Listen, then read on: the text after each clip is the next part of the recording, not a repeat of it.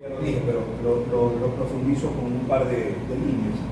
El propósito de la segmentación al inicio en la médula espinal y después en el romboencéfalo es permitir en la médula espinal, al ser segmentada, la formación de los respectivos pares raquídeos, derecho e izquierdo. Y en el romboencéfalo, la segmentación permite la formación de los pares craneales. Básicamente todos los pares craneales, inclusive tienen inherencia en los pares craneales que no proceden de las estructuras netamente romboencefálicas. La diferencia, creo que ya la dije, que la segmentación de la médula espinal siempre va a ser primero a expensas de que se forme la médula, pero luego los somitas, que se forman aproximadamente 24 horas después, hasta 72 horas después, son las que permiten que ésta se segmente. Por lo tanto, la segmentación de la médula, vuelvo y repito, es una segmentación a expensas de todo lo que es tejido extraneural. En cambio, en el romboencéfalo es al revés. Tiene que crecer el tejido neural para que éste realmente se segmente y que permita la segmentación de él, pero a partir de las estructuras del macizo facial que proceden de los arcos branquiales, que son las que le permiten segmentarse. Las rombómeras ofrecen esta segmentación, en cambio en la médula espinal la segmentación la promueven o la dan los somitas. Eso es lo que ya lo dije más o menos. El aspecto del cerebelo es que todo lo que ingresa al cerebelo con la capacidad de excitatoriamente excitar a la corteza cerebelosa, pero pasando previamente por colaterales. Eso lo veremos ahorita, primero escucha. La idea de lo que ingresa al cerebelo es permitir que la corteza cerebelosa al final sea excitada, pero antes de ser excitada la corteza cerebelosa deben ser excitados de adentro hacia afuera los núcleos cerebelosos profundos. Los núcleos cerebelosos profundos permiten o le llegan o reciben toda la entrada, en particular de 4 sitios, lo veremos después, que llegan a los núcleos o que pasan directamente a la corteza, pero la idea es que todo lo que entra tiene que ser excitatorio, pero todo lo que sale del cerebelo tiene que ser inhibitorio. En el proceso de embriogénesis, todo lo que es excitatorio, me hizo acuerdo este chico, todo lo que es excitatorio siempre es de inicio primero, de inicio más temprano. En cambio, todo lo que es inhibitorio siempre va a ser inmediatamente después. Así funciona matemáticamente tanto la corteza cerebral como la corteza cerebelosa. La diferencia es que la corteza cerebral es 100% siempre excitatoria. En cambio, la corteza cerebelosa no necesariamente es excitatoria. Debe ser excitada, pero hay una estructura que es la que tiene las células de Purkinje, la que teniendo capacidad excitatoria, pero la célula es de por sí inhibitoria. Por lo tanto, todo lo que llega tiene que excitar a una estructura que permite que la célula, en este caso la célula de Purkinje, se excite, pero al ser excitada, como tiene calidad inhibitoria, lo que sale del cerebelo siempre será 100% inhibitorio. Por lo tanto, todo lo que ingresa al cerebelo es 100% excitatorio. Todo lo que sale del cerebelo es 100% inhibitorio, ¿sí? Métanse eso en la cabeza que les va a ayudar en el futuro. Aparte de que Guillermo Lazo va a ser el próximo presidente y va a ser Roma también. Sigamos. Las emociones. El hipotálamo más se encarga de Las emociones. la respuesta estúpida sexual. O sea, la parte instintiva del ser humano cuando busca la parte sexual. Pero no es sentimiento, no es sentido. Emociones sí, y respuestas al estrés, por la descarga de catecolaminas, por la descarga de factores de liberación de hormonas de la hipófisis, por la descarga de melanina que tiene que ver con la formación de serotonina, bla, bla, bla. Pero no es con sentimientos, es más bien con emociones, pero emociones de huida, de estrés, de rechazo, de buscar pareja sexual, pero la parte instintiva, no la parte sentimental, por decirlo así. Ya, y en sus caras laterales encontramos lo que es las vesículas ópticas. Macizo facial, porque todas estas tienen que ver con estructuras prosencefálicas. Da la casualidad que el prosencéfalo, en particular el cuerpo calloso, se forma mientras se está formando todo lo que es macizo facial. Entonces, de ahí la idea de que cuando ustedes vean una persona con una secuela o con una, ni siquiera digamos patología, sino con alguna morfología muy peculiar de su cara, una nariz muy grande, una nariz muy pequeña, hipoplasia de cornetes, hipoplasia de tabique, platirrinia, prognatia, arinencefalia, es una nariz casi plana, hipertelorismo, o sea, los ojos en vez de estar, o las cavidades, no los ojos, sino las cavidades orbitales en vez de estar medianamente separaditas, están prácticamente como que fuera un pescado. Paladar hendido, eso lo ven mientras están haciendo examen bucal, labio leporino, fisuras palatinas, cualquier implantación baja de la oreja, microtia, o sea, pabellón auricular muy pequeño, desaparición de los aurículos, de las aurículas o de estas cuestiones auriculares en las orejas. Todas estas, aunque no son estrictamente patológicas, pero anatómicamente les está diciendo que algo está pasando a ese nivel, sin querer. ¿Sí? Si le hicieran una resonancia, incluso nadie se le ocurrió hacer eso, pero sería un trabajo interesante. Hacerle a todos los chicos que tienen labio leporino, por decir cualquier bobería, o todos los chicos que tienen malformaciones orofaciales o de macizo facial, a toditos hacerles, aunque no tengan síntomas, resonancia, y se van a topar con que casi el 90% de ley tienen patologías de este tipo, prosencefálicas de este tipo. ¿Sí? Ya, y tenemos lo que es el síndrome de Parnau también, que es... Sí, tenemos eso. Sí.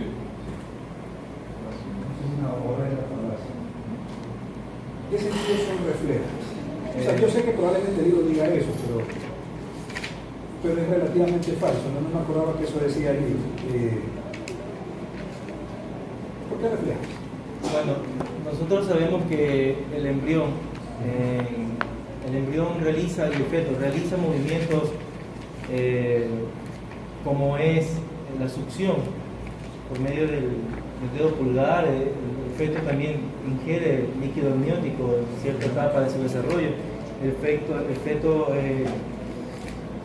ejerce sonidos que no son audibles. ¿Te referías a reflejos? Sí, altos reflejos, o sea, como Más por ejemplo reflejo de amamantar, reacción.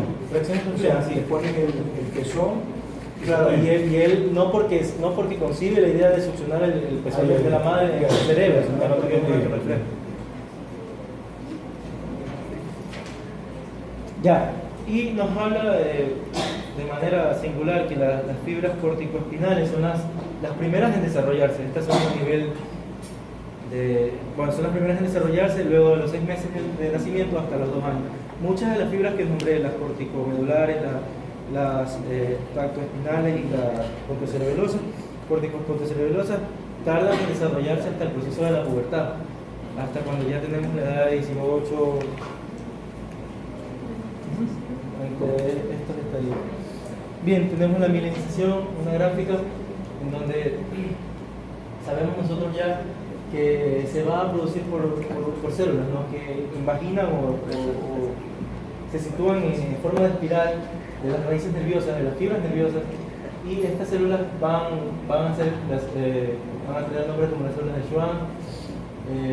A su vez los espacios que están entre estas células van a recibir el nombre de nódulos de Ranvier y van a... ¿En qué nos quedamos para terminar esto? Pero ¿en qué nos quedamos específicamente? Porque no sé, porque como en otro grupo estoy en una partecita y ustedes están en otra. ¿En qué nos quedamos? Terminando la ¿Ah? Pero ya vimos eso. O sea, ya vimos lo de la lámina de Luliens. ¿Lámina de qué?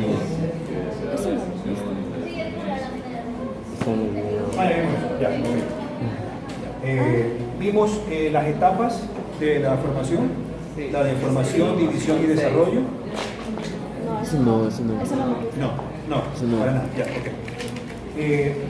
Ya vimos la formación del cuerpo calloso, la parte del extremo posterior, que después cambia de nombre, la lámina terminal, se llama lámina Reuben de His, que a nivel de la cesura interhemisférica, eso creo que ya lo vimos. Creo que sí. Ok. De tal manera que el cuerpo calloso, creo que también lo dije, cumple uno de los axiomas de crecimiento. Este crece de dorsal hacia ventral. De tal manera que cuando crece, forma 3 placas o primordios. Eso creo que sí lo dije, ¿no? Sí. Bueno. Entonces, la idea es que cuando va creciendo, que es aproximadamente entre la octava a la semana número 20, el propósito es durante estas 12 semanas originar un cuerpo calloso que en la semana número 20 ya tiene que estar súper bien formado, súper recontra compacto y totalmente cruzado y entrecruzado por fibras de mielina. Obviamente el cuerpo calloso es la estructura del sistema nervioso que más entrecruzamiento de mielina tiene, porque es el que mayor entrecruzamiento de fibras tiene de un lado al otro y del otro al lado contrario. Pero cuando estas masas y el cuerpo calloso se están formando, el propósito es formarlas o originarlas de atrás hacia adelante, o sea, de dorsal a ventral.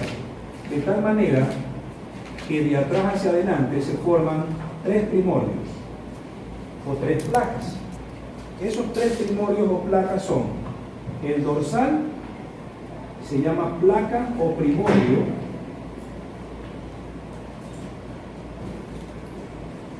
comisural.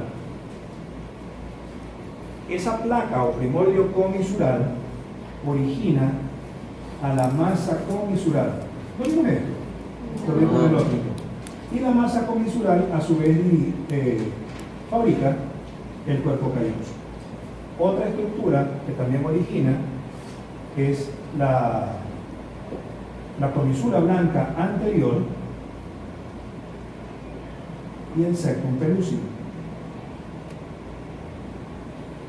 Luego, en la parte medial, una placa o primordio intermedio, que se va a llamar placa o primordio quiasmático,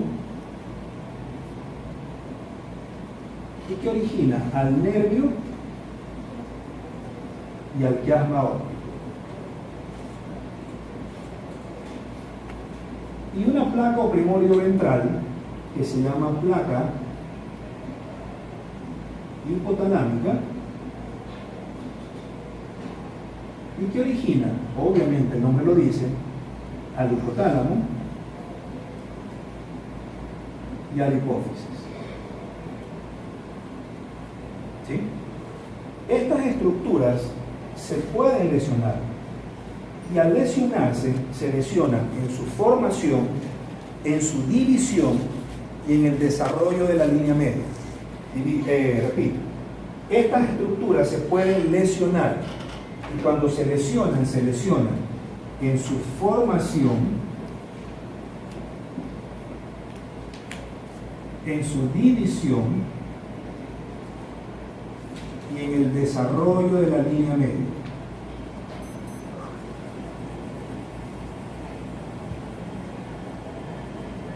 ¿Sí?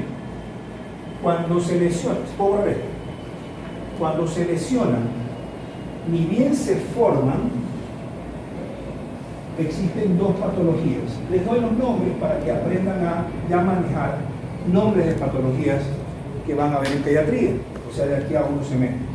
Entonces, cuando se lesiona la formación, la palabra mismo no lo dice, no se formó bien el procencéfalo. Entonces, las patologías son de 2 tipos, o atelencefalia o aprosencefalia.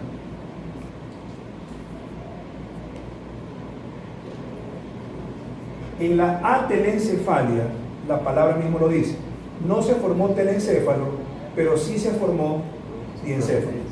En la aprosencefalia no se formó ni telencéfalo ni diencéfalo. Por lo tanto, esta de aquí será mucho más grave que la de acá arriba. ¿Sigo? Okay. Cuando se lesiona en su división, hay que considerar también qué parte de la división es. Cuando el prosencéfalo se divide en el sentido horizontal, o sea, así, horizontal, en el sentido transversal, o sea, así como que fuera oblicuo, y en el sentido sagital, o sea, así, ¿sí? Para vernos así. Horizontal, transversal u oblicuo, y sagital para vernos de lado. Cuando es horizontal, el propósito es originar ciertas estructuras. Esto es lo normal, lo que voy a decir. ¿Qué estructuras, horizontalmente hablando, proceden de la división del prosencéfalo? Básicamente, los bulbos olfatorios,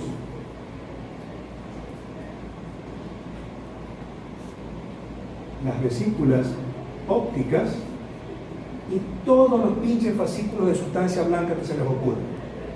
Todos los fascículos de sustancia blanca en el organismo, en el sistema nervioso.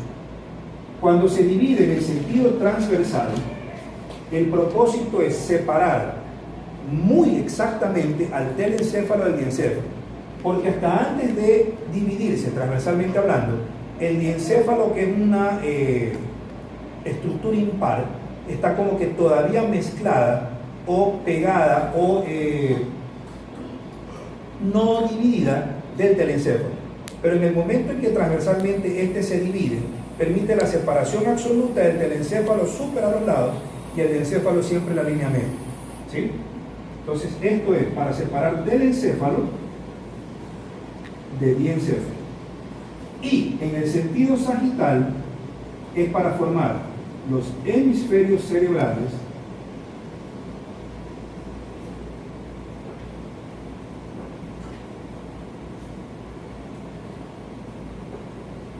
los ventrículos laterales y los ganglios basales.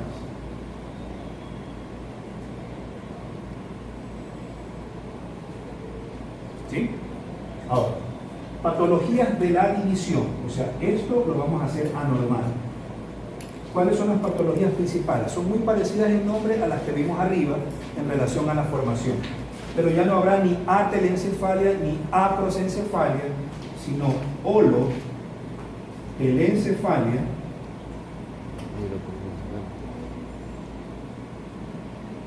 y holoprosencefalia.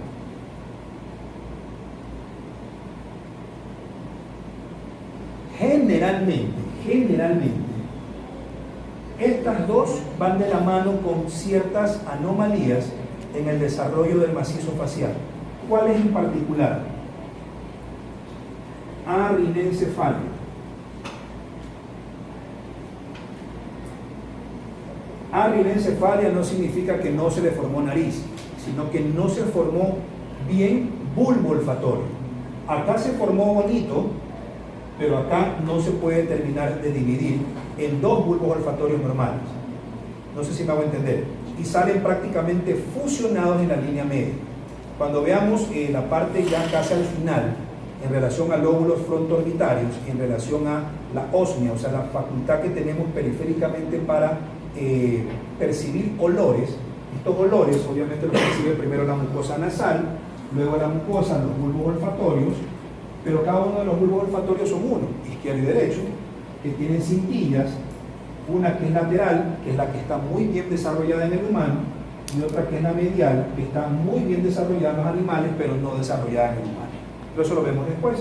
Entonces, la arinencefalia sería la no duplicación de un bulbo olfatorio en dos, valga la redundancia, y se funden en la línea media.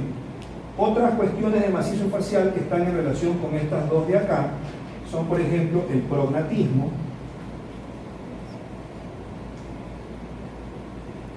la probóscide, que es una nariz rudimentaria, se ve en ciertas no razas, en ciertas tribus del África, y también en particular niños que salen o nacen con los globos oculares fusionados, algo parecido a los bulbos olfatorios fusionados, y que se llama ciclopia o ciclopía. Probablemente, creo que lo dije aquí o en el otro curso, probablemente de este tipo de patologías hayan sacado todas las referencias de la mitología griega, los cíclopes y bla, bla, bla. ¿Sí? Y la característica cortical primordial de este tipo de pacientes Esta es la característica física del macizo facial, pero la característica de corteza es que estos pacientes de aquí no tienen corteza supralímbica.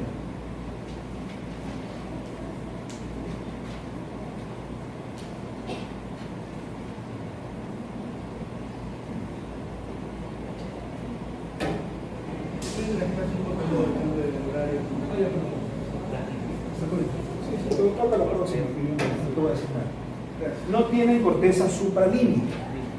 Cabe recalcar que la corteza supralímbica es la única que nos difiere de los animales. Cuando veamos corteza supralímbica, veremos que la corteza supralímbica normal está formada a su vez por dos cortezas: la corteza prefrontal y la circunvolución del cíngulo. Entonces, estos fulanos no tienen ni la una ni la otra, ¿sí? Por eso se llama corteza supralímbica. Y la única corteza que forma parte de estos individuos es solamente la corteza del hipocampo. O sea, corticalmente hablando, es una rareza extraordinaria, corticalmente hablando, porque toda su corteza es básicamente de estructuras hipocampales. Solamente tiene, cuando veamos corteza, sorry si me adelanto mucho, pero podría adelantarme diciendo que ustedes están formados por tres tipos de corteza. La neocorteza, que es una corteza de 6 capas. La paleocorteza, que es una corteza intermedia entre 3 y 4, pero tenemos una arqui o alocorteza. Y esta es una corteza rudimentaria de solamente 3 capas. Y en particular, una de las únicas, o la única probablemente, corteza que tenga 3 capas en el humano es básicamente la corteza del hipocampo. Por lo tanto, el hipocampo es la estructura probablemente más antigua en nosotros, corticalmente hablando. ¿Sí me entendieron? ¿Sí puedo seguir? Sí, ok. No repito esto, ¿no? No. Okay.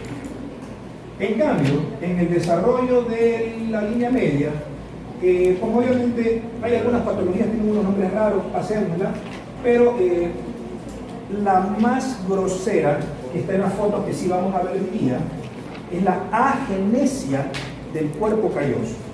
O sea, el cuerpo calloso no se formó bien. Pero también hay otra agenesia importante, además del cuerpo calloso, que es la del septum pelúcido.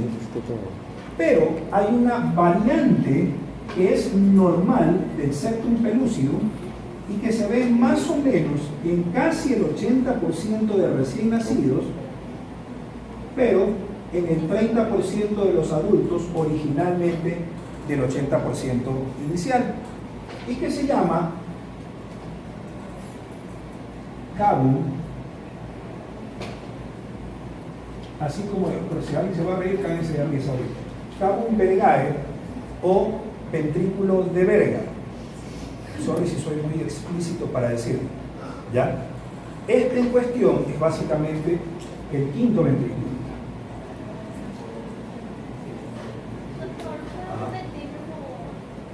La palabra. Dentro de las patologías de desarrollo de la línea media existen 4 o 5 en particular. Algunas tienen nombre y apellido porque forman parte de síndromes raros, pero las que más frecuentemente van a ver, es más, se está viendo mucho más ahora, porque cada vez es más fácil pedir exámenes y se está viendo también bastante patología de macizo facial. Y vuelvo, repito, cuando ustedes vean algún fulano con un macizo facial algo raro, de ley tiene que tener algo en prosencéfalo. Y casi siempre la mayor cantidad de personas con trastornos de prosencéfalo están dirigidos a cuerpo calloso o a septum pelúcido. Pero en ciertos pacientes van a haber ciertas anomalías, entre comillas, de la forma anatómica del septum pelúcido que si no la saben reconocer, o si el radiólogo que la ve no la reconoce bien, puede asumir que es patológico y llevar un error de diagnóstico. No es patológico, porque ciertas de las cuestiones anatómicas del septum pelúcido son solamente variantes anatómicas. O sea, es una cosa que no se ve en todo el mundo, pero que el hecho de que sí se vea no significa que sea normal o patológico. Esas variantes suelen verse en el 80% de recién nacidos, Pero esos niños que han nacido, ese 80%, a medida que van creciendo, la variante va desapareciendo. Y solamente quedan del 80 original un 30% al final. Y eso se veía en el adulto, generalmente después de los 20 primeros años de vida. Y es lo que les acabo de decir, cavum veridae o quinto ventrículo o ventrículo de Berger, que es nada más y nada menos que la separación. Imagínense que estos fueran los ventrículos laterales.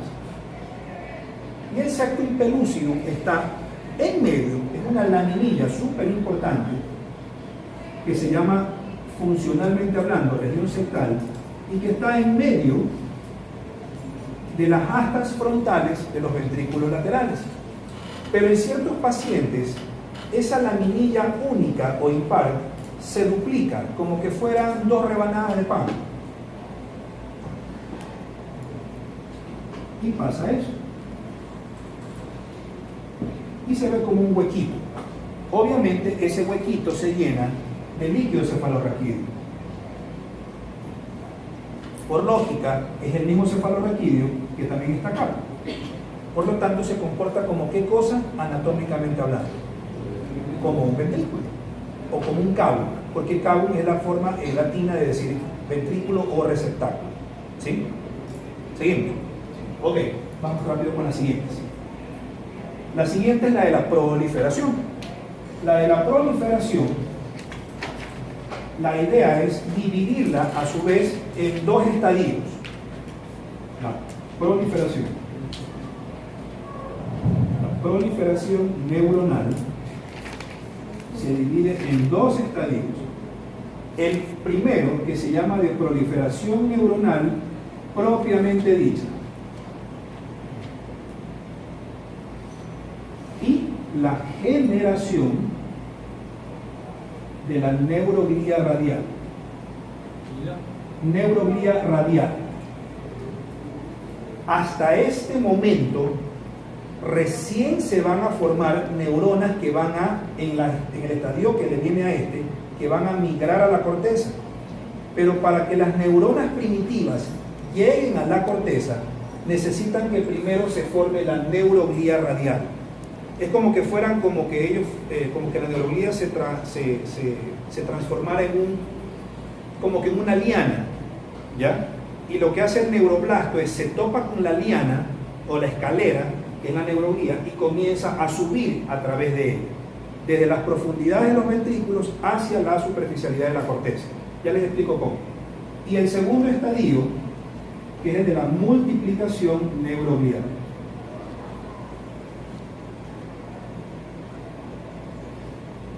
Entonces, el primero, la proliferación neuronal propiamente dicha y generación de la neuroglía radial, y el segundo es la multiplicación neuroglial. ¿Sigo? ¿Sigo? ¿Sigo? Sí. Entonces, en un torpe dibujo, porque siempre repito, soy pésimo para dibujar, pero imaginémonos que estos son los ventrículos laterales primitivos.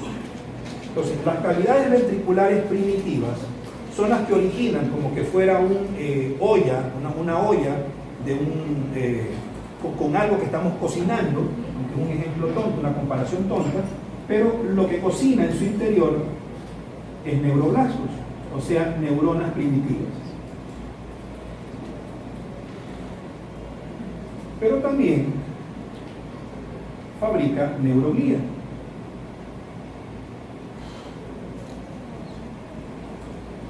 Entonces las rojas son neuronas, las azules son neuroglía.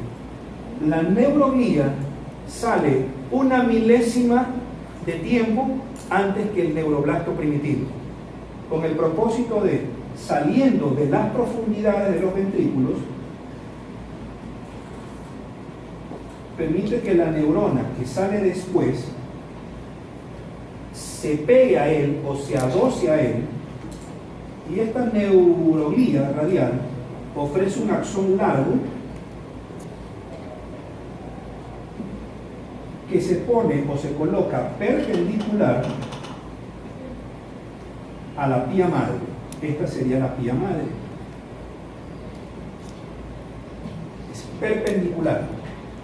¿Sí?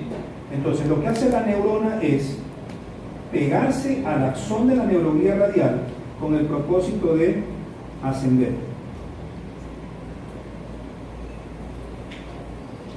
Sencillo, ¿no? Ok. Pero pasado el tiempo, esta perpendicularidad en el viajecito se torna paralelo y la neuroglía, pongamos una neuroglía por acá, cambia su patrón de viaje y se torna paralelo a la superficie de la pía madre, que sería la raya de arriba, y hace esto. ¿Sí me dice entender? De tal manera que los neuroblastos primitivos ya no se van para arriba. En el momento en que eso pasa, ya se comienzan a sectorizar sitios exactos y específicos de corteza. O sea, las células que tienen capacidad visual se van al lóbulo occipital. Las células que tienen capacidad auditiva se van al lóbulo temporal. Las células que tienen capacidad olfativa se van al lóbulo frontal. Las que tienen capacidad de pensamiento se van al lóbulo frontal. Las que tienen capacidad de lenguaje se van al lóbulo frontal y bla, bla, bla. ¿Sí me hago entender? De tal manera que al inicio, el viajecito, este viajecito, que ya es migración, ¿sí? Este viajecito, primero va a ser perpendicular y luego va a ser tangencial.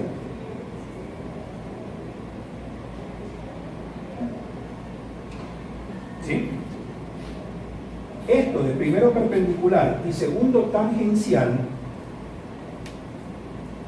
uno primero y dos, es la migración después de la proliferación que se ve en el cerebro. Pero en cambio en el cerebelo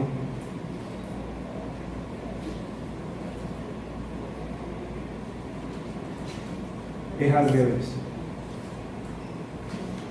O sea, primero es tangencial y paralelo y luego va a ser perpendicular. ¿Sí? En el cerebro primero es perpendicular y luego tangencial o paralelo. En cambio en el cerebelo es exactamente al revés. ¿Sí? Y la otra diferencia entre el cerebro y el cerebelo es que la colocación de las células en la superficie cortical siempre es de adentro hacia afuera. En cambio en el cerebelo es de afuera hacia adentro. ¿Eso qué significa? Que en el cerebro las neuronas iniciales, cuando migran, llegan a la corteza y se colocan en la profundidad, y las que llegan al final en la superficie. En el cerebelo es 100% al revés. Repito, en el cerebro es de adentro hacia afuera, de tal manera que las que llegan inicialmente a la corteza se quedan en la profundidad y las que llegan al final en la superficialidad. En cambio en el cerebelo es exactamente al revés. Por lo tanto la corteza cerebelosa es como la cerebral, pero funciona totalmente al revés. Y después veremos por qué funciona al revés. ¿Sí? ¿Puedo seguir? Ok. Ahora, lo que permite que estas proliferen y luego migren es el cerebelo. El cerebelo es recontra importante para que esto suceda. En el cerebelo hay unas células que se llaman células granulosas. ¿Sí? Esas células granulosas originan un axón que cuando sube en la corteza cerebelosa cambia de nombre y se llama fibra paralela. Esto lo veremos en cerebelo, pero repito ahorita para que se lo aprendan de esa manera. El cerebelo tiene en la corteza cerebelosa unas células que se llaman granulosas. El axón de esa célula granulosa llega a la parte más superficial de la misma corteza cerebelosa, pero ese axón cambia de nombre y se llama fibra paralela. Esa fibra paralela fabrica glutamato. Y el glutamato es el principal neurotransmisor excitador de la corteza y del organismo. De tal manera que este glutamato, el propósito es ser receptado por algo que se llama NMDA o N-metil de aspartato. No sé si han escuchado la talidomida o los medicamentos que son teratogénicos. ¿Saben qué es teratogénico? Los medicamentos teratogénicos, la mayoría, por no decir casi todos, actúan en esta etapa de la embriogénesis. Lo que hacen es bloquear a los receptores de N-metil de aspartato, haciendo que el glutamato que fabricó el cerebelo no sirva para nada en la corteza, que no tendría receptores NMDA. Si eso ocurre, la corteza, acá, ya formada, pero no con las neuronas que le van a llegar, no tendría receptores para permitir que las neuronas de aquí lleguen a la corteza de acá y comienzan a quedarse como que a la mitad del camino. ¿Sí? ¿Ok? Bueno, sigo. O sea, no llegan hacia la superficie. Claro, no llegan a la corteza y no forman la superficialidad de la corteza. Y lo que hacen es medio formar algo de corteza, pero las que llegaron forman una corteza normal. Pero resulta que esta banda de aquí, que en el libro de ustedes, de Snell, le llaman sustancia intermedia o zona intermedia, esta zona intermedia es obviamente sustancia, ¿qué cosa? Es sustancia blanca. Pero en la sustancia blanca, ¿qué tiene que haber? Fibra. Pero resulta que mientras están viajando, algunas no llegarán a su destino de la corteza y se quedan aquí, a mitad de camino, en la zona intermedia. Entonces se comportan como ¿qué cosa? Como una zona donde debe haber sustancia blanca, o sea, fibra, pero también tienen ¿qué cosa? Restos de sustancia gris. Y esto obviamente es patológico. ¿Sí? Ok, seguimos. Lo más sencillo que se nos puede hacer. De ahí viene la etapa de, hagan la cuarta. Organización. Sí, organización. Ya pasamos proli, súper rápido. Esta es migración. Vamos a organización. La de organización, que es la quinta, que se ve después del quinto mes y que avanza hasta el primero o los 2 años primeros de vida, también se divide a su vez en 4 etapas. 1. Laminación. El propósito de la laminación es, ya en la etapa anterior, ya migraron las neuronas, pero ahora hay que darle la característica de corteza, neocorteza, paleocorteza y arquicorteza. Entonces, ¿cómo lo hace? Primero hay que alinearlas. Alineación. Luego hay que formar estratos, estratificación, y luego hay que orientarlas, orientación. Eso ya lo veremos bastante bien en corteza, pero por lo pronto hay que alinearlas, o sea, colocarlas como deben estar, estratificarlas, o sea, un estrato primero, estrato segundo, estrato tercero, bla, bla, bla, hasta el sexto, en el mejor de los casos, refiriéndome a la neocorteza, y orientación, o sea, cómo tienen que estar orientadas las células. 2.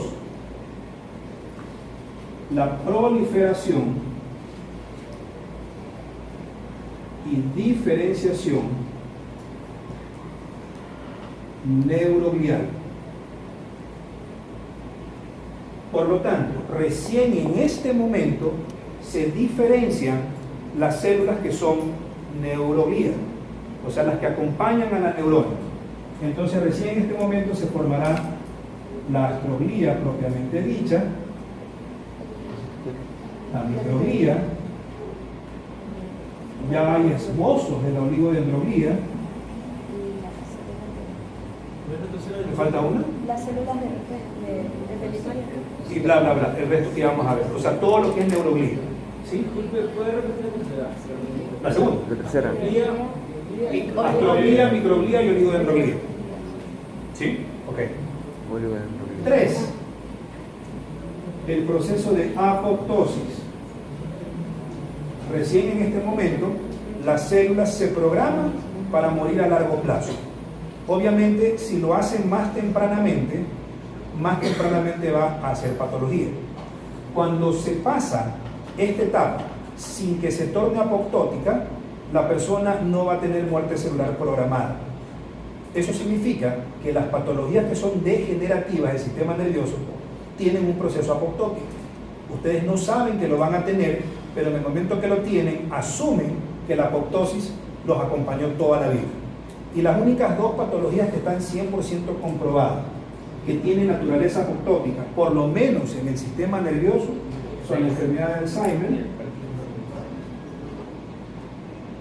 y la enfermedad de Parkinson.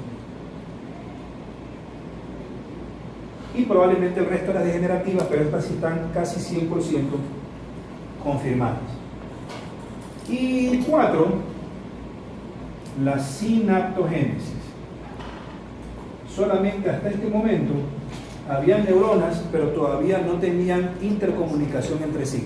Por lo tanto, la sinaptogénesis, o sea, la capacidad que tenemos de fabricar sinapsis y por ende funcionar en un solo todo, todas las neuronas, cada una en particular, pero también en conjunto, se produce en este estadio.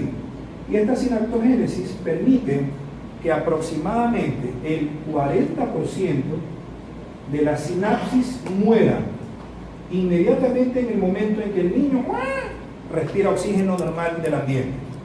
¿Sí? Hay un mecanismo que hasta ahora no es muy conocido.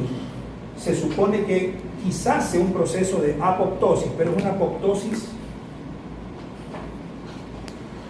normal, por decirlo así. O sea, se programan ciertas sinapsis para no permanecer con nosotros en el momento en que nacemos, por una sencilla razón, porque probablemente nunca las utilicemos. De las que quedan, que quedaría el 60%,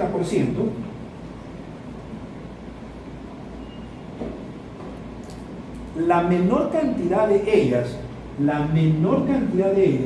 son las que usamos.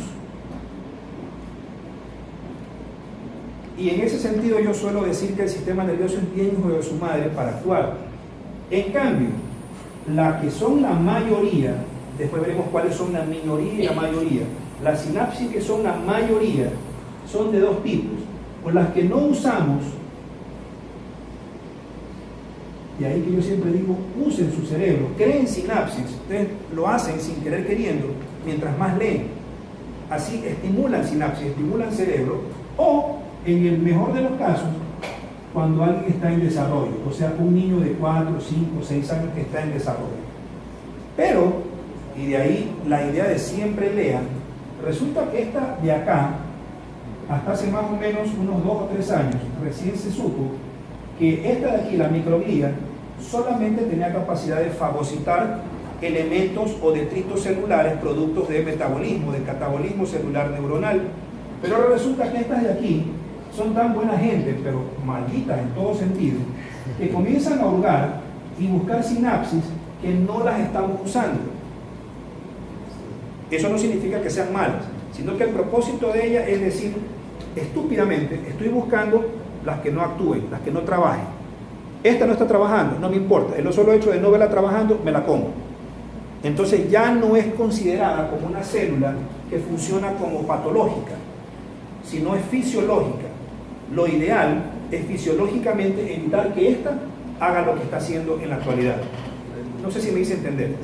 Sí. Okay. Es un concepto que se lo doy después. ¿Alguna pregunta? No. Entonces lean, en serio, lean. No dejen que ésta se les coma el cerebro que no tienen aún. Y la mielinización comienza en el cuarto mes, o sea, la 16ª semana. Pero acuérdense que el periodo máximo de terminación es en el momento del nacimiento. Eso significa que podemos esperar hasta que el niño nazca para ver mielinización. Pero obviamente, mientras más temprana se dé, la mielinización va a ser mucho mejor. Es lógico. ¿Sí? Ok. Y obviamente avanza, en el mejor de los casos, hasta la edad de ustedes, entre los 20 y 21 años. Con topes en los 5 primeros años, en los 10 primeros años, hasta los 15 años, hasta llegar a los 20 o 21. ¿Okay? Este cuarto mes, o esta 16ª semana, implica que tiene que diferenciarse y proliferar la célula que fabrica la mielina del sistema nervioso central. Para términos teóricos, escuchen esto por si acaso alguna pregunta de examen. En términos teóricos, la mielinización comienza en el momento en que se formó la oligodendroglía.